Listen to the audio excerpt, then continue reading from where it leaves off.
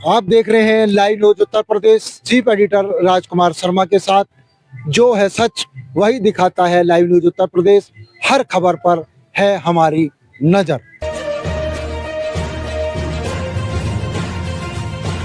आप देख रहे हैं लाइव न्यूज उत्तर प्रदेश, हर खबर पर है नजर। आप देख रहे हैं लाइव न्यूज उत्तर प्रदेश, जो सच की आवाज है। लाइव न्यूज 24/7 आपकी सेवा में। जहां सच वहां live news Uttar Pradesh, UP की धड़कन। आज लाइव न्यूज उत्तर प्रदेश रूबरू कराने जा रहा है हमारे जो पंडित नानक चंद शर्मा जी, जो सदैव ही ब्राह्मणों के और समाज के लिए कार्य करते आ रहे हैं। आज हम उनसे रूबरू कराने जा रहे हैं और उनसे जानना चाहेंगे कि जो सरकार यूजीसी कानून को लेकर आई है उसके बारे में आपका क्या कहना है। पंडित नानक चंद शर्मा, राष्ट्रीय अध्यक्ष ब्रह्म समर्पित ब्राह्मण महासभा संपूर्ण भारत।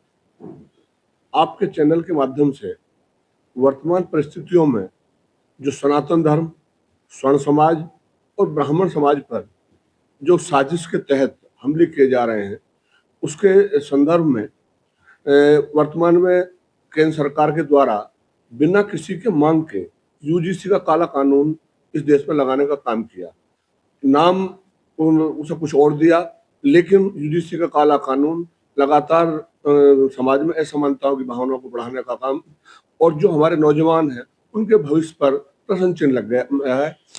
समाज के लोगों ने, स्वर्ण समाज के लोगों ने, सनातन समाज के लोगों ने उसका विरोध किया, परंतु सरकार ने हमारी बात को बिल्कुल नहीं माना। हम लोग सुप्रीम कोर्ट गए, सुप्रीम कोर्ट से क्षणिक राहत केवल स्टे हुआ है। उस सब पर पूरे देश में तो ये एक मुद्दा यूजीसी का है। उसी के साथ साथ दूसरा मुद्दा SC एक्ट के तहत पूरे देश में सारा स्वर्ण समाज के लोग जो एक संयुक्त संघर्ष समिति बनाकर विश्व रणनीति पर विरोध करने का काम कर रहे हैं। SC एक्ट लगातार उत्पीड़न का काम कर रहा है, इसे तत्काल समाप्त किया जाना चाहिए। हमारे इस संघर्ष समिति की तीसरी मांग ये है कि जो आरक्षण की व्यवस्था है, जिसे लगातार 75-70 साल हो गए, इस आरक्षण की व्यवस्था को किसी भी हालत में समाप्त किया जाए या आर्थिक आधार पर ये आरक्षण की व्यवस्था होनी चाहिए।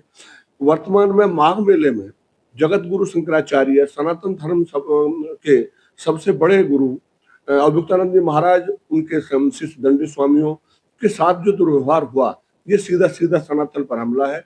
तो हम लोगों का उसी दिन से ये है कि जिन कर्मचारियों ने, जिन व्यक्तियों ने सनातन को ठेस पहुंचाने के लिए अवधूतानंद जी के साथ, उनके छोटे छोटे बटुक ब्राह्मणों के साथ उनकी चूटियां पकड़ कर उन्हें घसीटने का काम किया है, उनके खिलाफ हर हालत में कार्रवाई होनी चाहिए।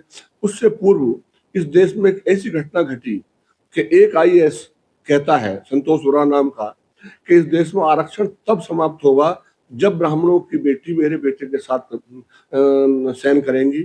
उस पर पूरे देश में बवाल हुआ, आंदोलन हुआ, लेकिन जिस व्यक्ति ने इस आंदोलन की नेतृत्व किया, पंडित अनिल मिश्रा, एडवोकेट ग्वालियर, उनको उनके खिलाफ FIR हुई, उनको जेल काटनी पड़ी, परंतु केंद्र सरकार ने संतोष वर्मा के खिलाफ कोई कार्रवाई न करके उनको उप सचिव आयुक्त बनाने का काम किया।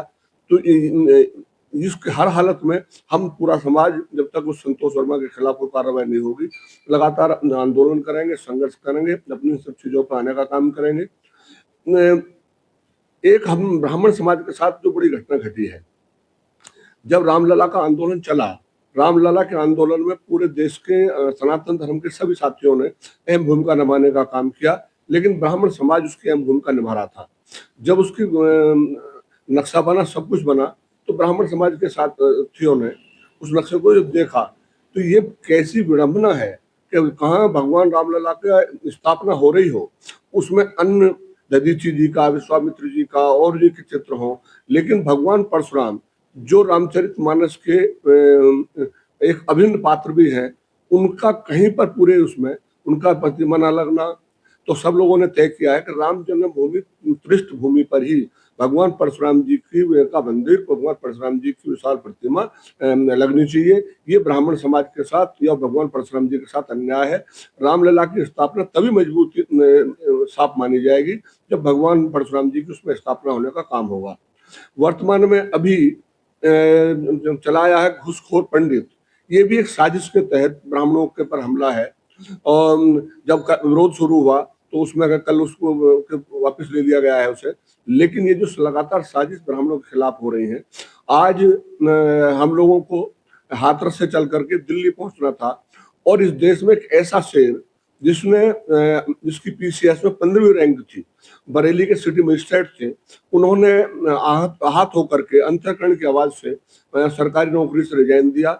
आज उनका पहला आंदोलन हाथरस से शुरू होकर के दिल्ली जाना था। 12 तारीख को हम प्रधानमंत्री के यहाँ उसे ज्ञापन देना था, लेकिन हाथरस में ही सारे साथियों को होम अरेस्ट कर लिया गया, रास्ते में रोक दिया गया। हम लोग भी सुबह यहाँ से जब निकले तो हम लोगों को भी बुलंदशहर से वापस आना पड़ा। तो ये लगातार जो उत्पीड़न हो रहा है, इस सब को लेकर के पूरे देश में रणनीति बनाने का काम हुआ है। अभी 4 दिन पहले स्वामी आनंद स्वरूप जी के नेतृत्व में हम सारे संगठन के लोगों ने तय किया है कि दिल्ली के रामलीला ग्राउंड में 8 मार्च को हम इस व्यवस्था के खिलाफ, जो उत्पीड़न है उसके खिलाफ एक बड़ी रैली करने का काम करेंगे। उसकी तैयारी के लिए 15 मार्च को प्रयागराज में जय माता धर्मशाला में पूरे देश के जितने संगठन हैं उनके अध्यक्ष और संस्थापक एक साथ बैठेंगे और रणनीति बनाने का काम करेंगे। उस कार्यक्रम में अलंकार अग्निहोत्री भी रहेंगे, दिनेश मिश्रा जी ग्वालियर से रहेंगे और जितने संगठन हैं उन सबको उसमें बुलाने का काम किया है। आपके चैनल के माध्यम से भाई हम पूरे देश के स्वर्ण साथियों को भी और सरकार को भी हम बताना चाहते हैं कि ब्राह्मण ने हमेशा सबके भलाई का काम किया है, ब्राह्मण ने हमेशा त्याग किया है, ब्राह्मण ने हमेशा, लेकिन स्वर्ण समाज को जिस ढंग से इस समय पर उत्पीड़न किया जा रहा है, अब ये बर्दाश्त के काबिल नहीं है। ये लड़ाई हम सड़क से लेकर के संसद तक, सदन तक, कोर्ट तक पूरी तरह से लड़ने का काम करेंगे। मैं धन्यवाद देना चाहता हूं कि आपके चैनल के माध्यम से ये पूरे देश के साथी इस पर चिंतन करेंगे और जो एक रणनीति बनी हुई है जिसमें हमारे बुद्धिजीवी, सनातनी, साधु, संत सब लोग इसमें लगने का काम करेंगे। तो आप देख रहे थे लाइव न्यूज उत्तर प्रदेश, जहां सच वहां लाइव न्यूज उत्तर प्रदेश। हमारे बीच पंडित नानक चंद शर्मा जी, जो समाज सेवी हैं और समाज के लिए कार्य करते आ रहे हैं। आप रूबरू हो, देखते रहे लाइव न्यूज उत्तर प्रदेश।